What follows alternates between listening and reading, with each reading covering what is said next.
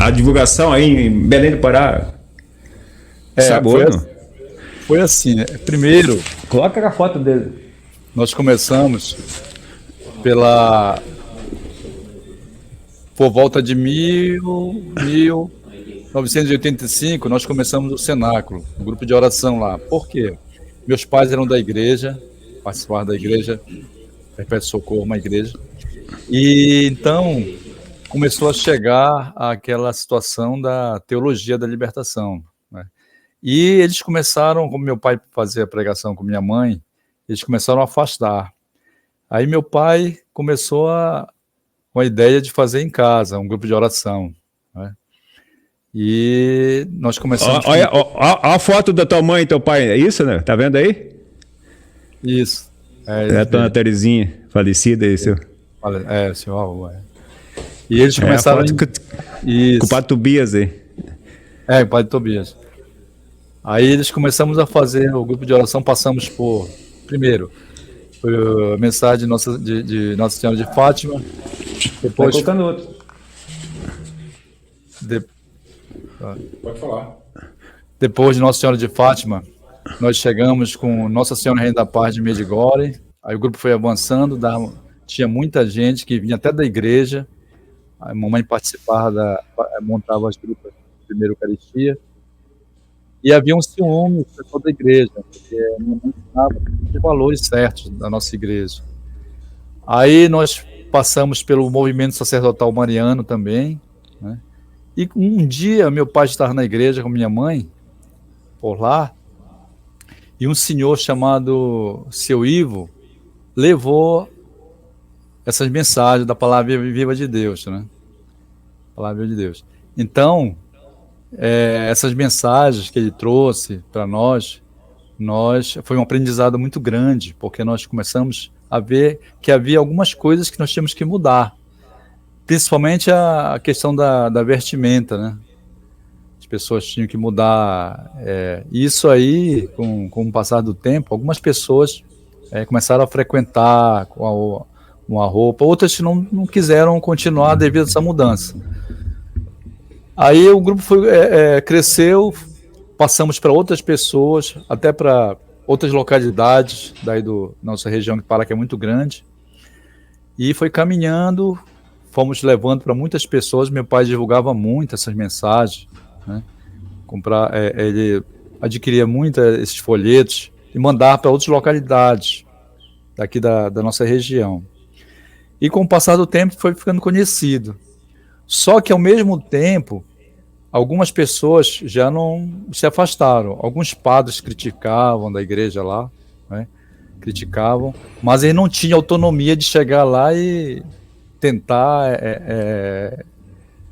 parar com o cenáculo. Não podiam fazer, porque teve uma vez que um padre lá queria comprar um local próximo para fazer uma capela, mas não foi para frente. Um padre lá da igreja também. E nós tínhamos grupos de divulgação em ruas. Eu comecei a divulgar na rua também. Essas mensagens eram muito bonitas.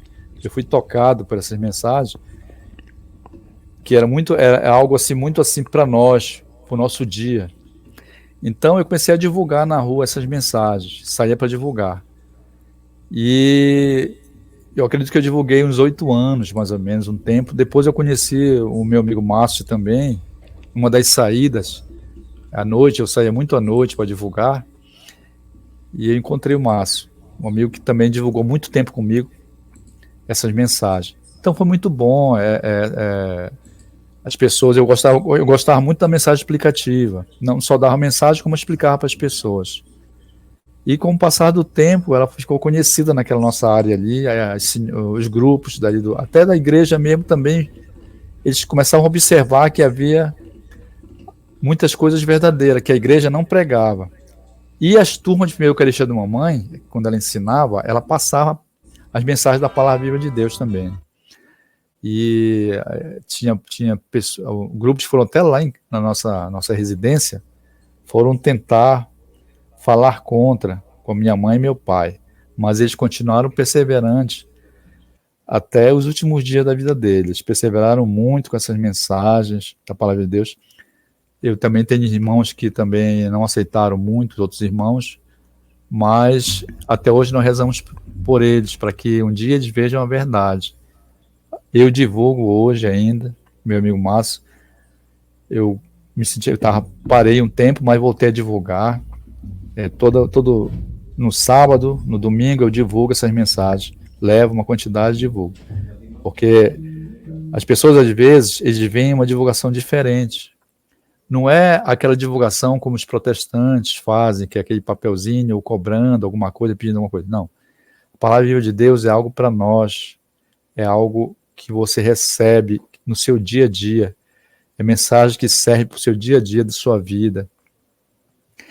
Elas são mensagens tocantes, todas elas. Então, eu agradeço muito a Jesus e Nossa Senhora em primeiro lugar, e a pessoa também que depois que levou essas mensagens até nós. Porque nós tínhamos esse trabalho de evangelização, mas só que esse trabalho que nós tínhamos, havia algumas falhas, que é como se Jesus estivesse esperando o momento certo para chegar até nós. O grupo de cenário. Nós tínhamos um grupo de jovens também, um grupo de jovens, e quando nós tivemos o movimento sacerdotal mariano, nós viajávamos para vários lugares, várias localidades do nosso estado para divulgar.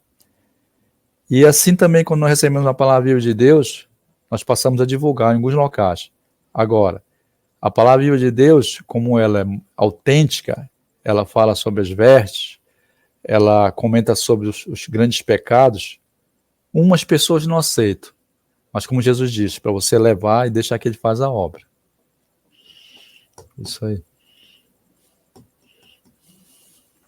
Olha só que bonito, né, o que o senhor falou aí. Que bom que o senhor teve essa evangelização. E uma coisa assim que a gente vê que realmente, né, o que acontece quando começa, né, igual você estava falando aí das mensagens, né, muitos sacerdotes foram lá e tal, mas isso significa que a gente deve continuar na perseverança, né?